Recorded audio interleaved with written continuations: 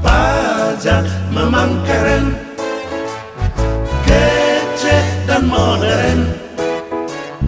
Kece kalau bersih, modern kalau maju dan beradab. Ayo teman generasi milenial, mari semua bayar pajakku untuk membantu pemerintah majukan Indonesia.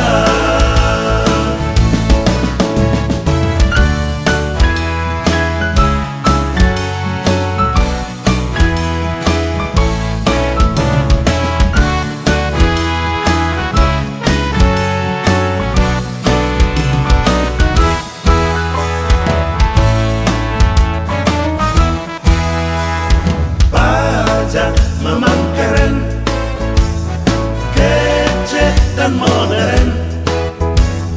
Kece kalau bersih, modern kalau maju dan beradab.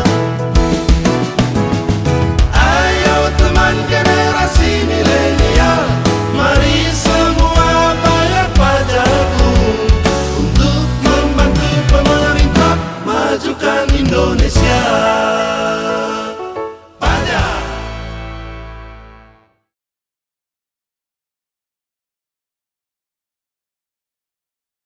NPWP itu kan kita tahu bahwa itulah identitas semua wajib pajak di kantor pajak, nomor identitasnya. Jadi yang bernama Ali mungkin bisa ribuan, hanya Ali doang. Tapi kalau dikasih nomor yang berbeda-beda, akan ketahuan Ali yang mana maksudnya, alamatnya di mana. Jadi begitu dipanggil NPWP-nya kelihatan namanya Ali, alamat dan macam-macam, bisa kelihatan di sana. Selamat sore para pemirsa kami yang berbahagia dimanapun berada. Saya ucapkan terima kasih kepada para pemirsa kami yang ada di rumah, dimanapun berada. Baik yang lagi bekerja, salam sehat, sukses untuk Anda.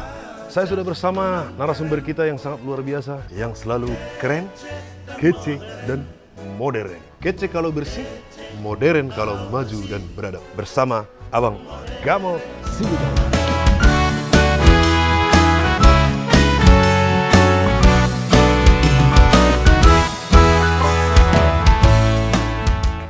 Jangan lupa tetap ikuti channel YouTube Gamot Silitongga. Jangan lupa subscribe, like, komen, share sebanyak mungkin. Dan juga ikuti terus halaman Facebook Gamot Silitongga di Facebook Anda.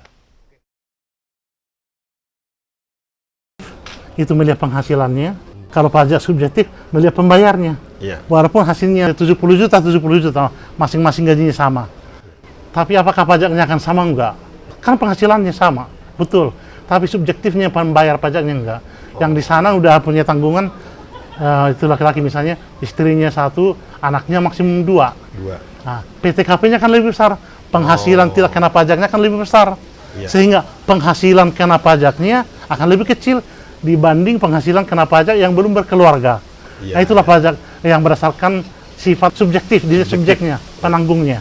Ya. Padahal penghasilan sama ya, Pak? Walaupun penghasilan sama. Iya. Tapi yang pasti misalnya yang di sini subjeknya masih sama-sama single, tapi kalau sudah di atas PTKP semua pasti berbeda. Itu yang disebut dengan objektifnya, penghasilannya. Oke pemirsa, itulah tadi sudah langsung dijawab oleh Bang Gamot Silitongga pertanyaan yang ada lewat inbox. Kalau saya sih melihat ini seorang mahasiswa yang bertanya ya. Dan ini ada pertanyaan selanjutnya nih Bang. Masih lewat inbox ini Bang. Kalau saya menduga ini, saya lihat dari profilnya ini dari seorang mahasiswa ini. Pertanyaannya begini Bang. Ada tidak pendukung-pendukung ilmiah atau teori yang mendukung pemungutan pajak ini Bang? Memang di pertemuan pertama kita sebut, tenaga-tenaga gua, uang gua, modal di gua. video kita yang pertama ya. Otak-otak gua dapat hasil, masa sih harus bayar ke negara sekian? Nah gitu kan ya. Tapi di luar setelah kita bahas beberapa kali pertemuan, secara ilmiah ada sebenarnya teori-teori yang mendukung pemungutan pajak. Dalam arti pemungutan pajak itu benar adanya berdasarkan teori-teori ini. Yang pertama adalah teori asuransi. Bapak Ibu dan teman semua mungkin tahu bahwa kalau seseorang membayar asuransi, misalnya asuransi untuk mobil, sekian. Apabila terjadi apa-apa nanti asuransi yang akan, apabila dibawa ke bengkel untuk perbaiki, asuransi yang akan membayar. Ya. Gitu kan? Nah, untuk teori asuransi di dalam pajak ini maksudnya kita ini sudah memperoleh perlindungan dari negara. Misalnya dengan ketersediaan polisi, kesediaan kantor pos untuk melayangkan surat, kesediaan tenaga medis, terutama dalam COVID sekarang sangat diperlukan. Nah, itu kan pemerintah semua menyediakan. Keamanan, lingkungan, ya? Ya. Sudah termasuk asuransi berarti, ya, Bang? Itulah semacam manfaat yang kita dapat. Tapi sebelumnya udah kita bayar semacam preminya lah asuransi. Kita bayar. Itulah maksudnya pajak itu. Ya. Jadi, para ilmuwan yang mendukung memberi teori itu adalah disebut dengan teori asuransi. Seolah-olah bayar premi untuk kepentingan apabila terjadi sesuatu. Iya. Contoh nyata, kita lagi berdiskusi di sini dalam keadaan aman ya, Bang, ya? Iya. Ini sudah termasuk asuransi dari pajak itu ya? Iya. Jadi aman perasaan kita karena pasti adalah pelindungnya mungkin polisi di sana. Polisi. Nah, yang membayar asuransinya siapa? Pemilik ini. Mereka menyediakan tenaga keamanan itu, polisi atau satpam macam-macam. Berarti itulah manfaat asuransi yang didapat oleh masyarakat seluruh Indonesia ya? Iya. Iya. Nah, terus yang kedua ada teori kepentingan. Teori kepentingan. Jadi masing-masing manusia itu akan berbeda kepentingannya setiap hari. Ada yang kepentingan perusahaan yang hanya sebesar segini misalnya, kepentingannya terlalu besar lah. Katakanlah 2 hektar. Iya, 2 hektar. Kepentingannya mungkin tidak terlalu besar lah dalam masalah aman, masalah yang lainnya. Tapi apabila dibandingkan dengan yang 20 hektar, pasti kepentingan untuk yang 20 hektar itu lebih luas, lebih besar. Iya. Jadi maksudnya apabila kepentingan orang makin besar, wajar lagi yang membayar pajak yang lebih besar. Kalau kepentingannya kurang besar atau kecil, harus bayar pajak pula walaupun kecil atau kurang besar. Jadi berdasarkan teori kepentingannya. Jadi kalaupun ada yang bayar pajak besar dibandingkan yang lain, jangan pula bersungut-sungut istilahnya ya. Menggerutu. Karena memang kepentingan yang dia pakai pasti lebih banyak. Ibaratnya begini, Bang. Kalau saya ini seorang pengusaha, saya punya perusahaan banyak, artinya demi keamanan aset yang saya punya ini, maka hal wajar saya membayar pajak lebih besar ya? Iya. Gitu ya, Bang ya? Atau pemakaian jalan raya yang untuk perusahaan lebih besar tadi. Kan yang menyediakan jalan raya itu pemerintah. Truknya lebih besar, lebih banyak dibanding perusahaan yang lebih kecil. Ketersediaan jalan raya ini termasuk pemeliharaannya dari pemerintah. Pemerintah dananya dari mana? Secara prioritas. Pemerintah mendananya dari pajak. Lihat skala prioritasnya ya. Nah, seperti itulah maksudnya kepentingan lebih besar itu.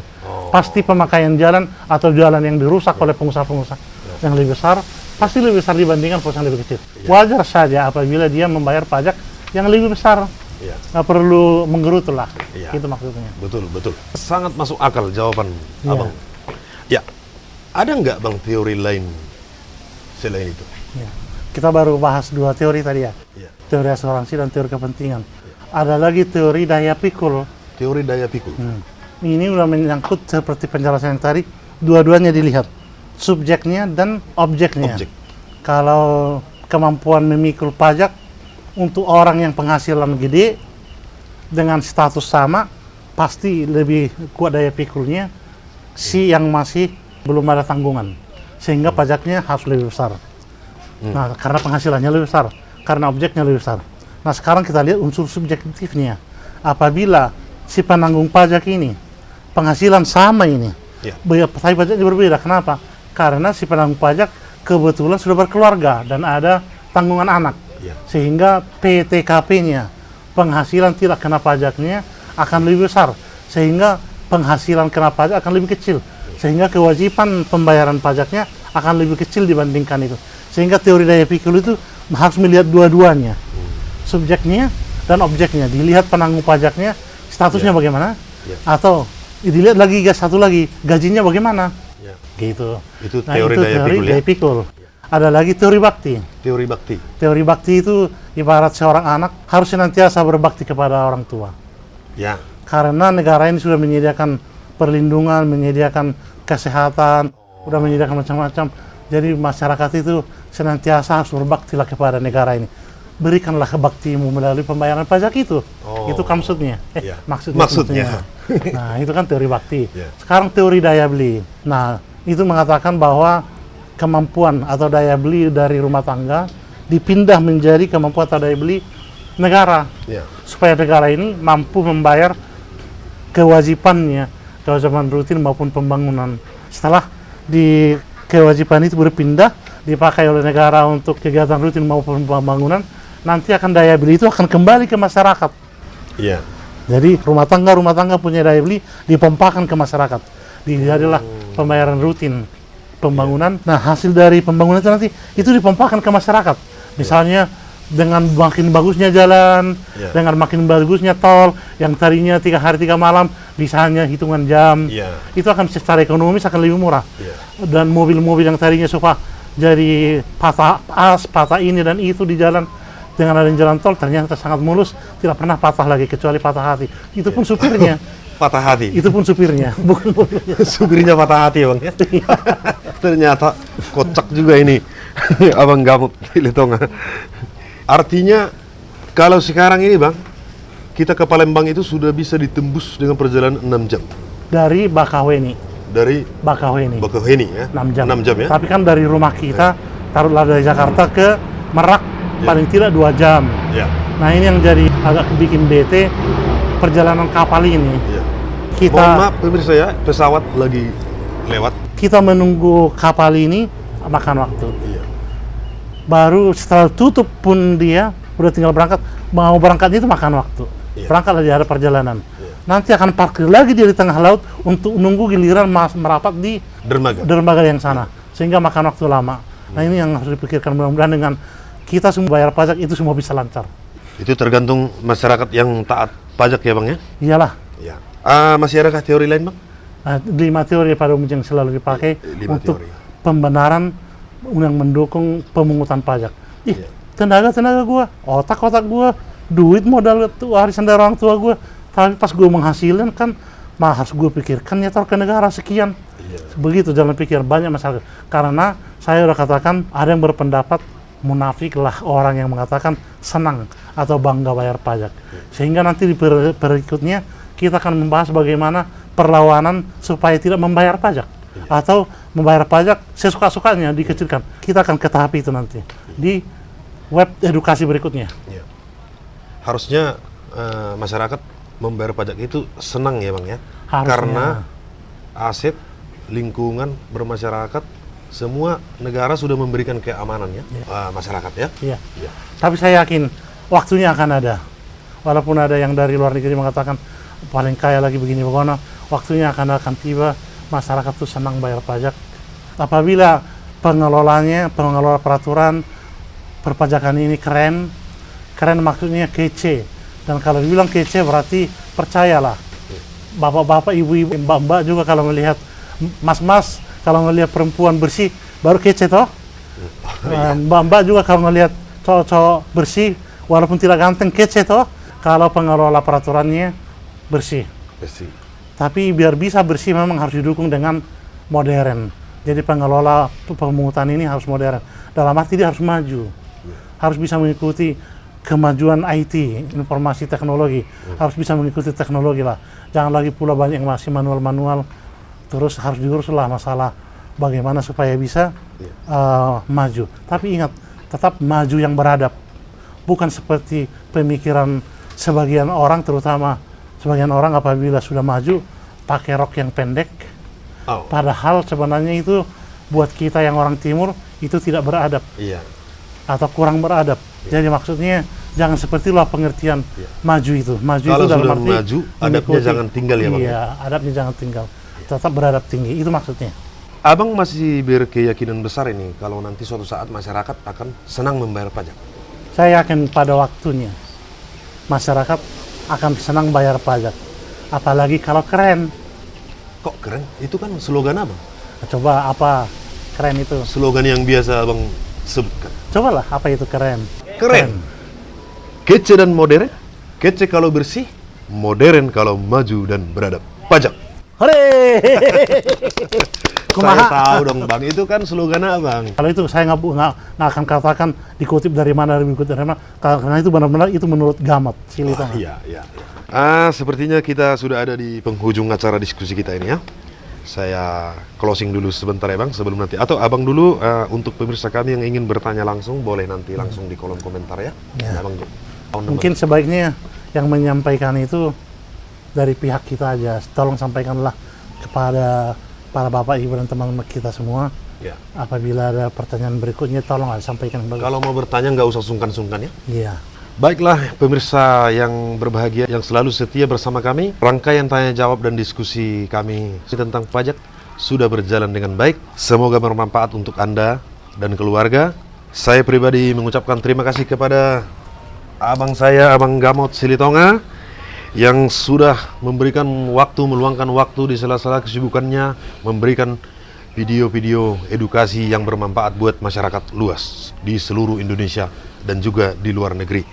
Ya, saya apresiasi semangatnya Bang. Terima kasih sekali lagi buat Abang Gamot Silitonga.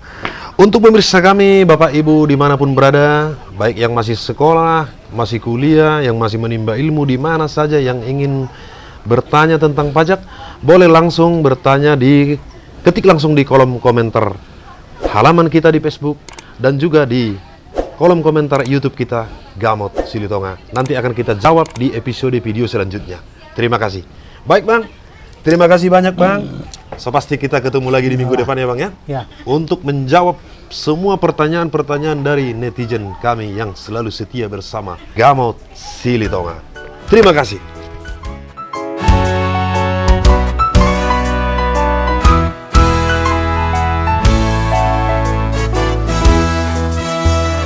Pajak memang keren, kece dan modern.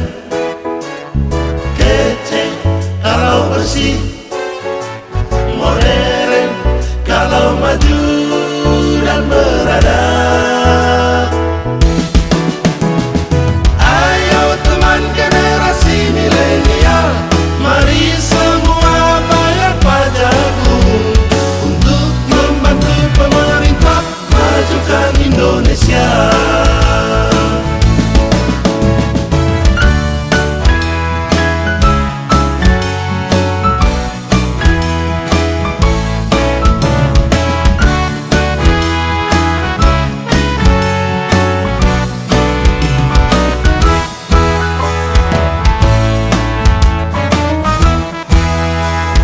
Pajak memang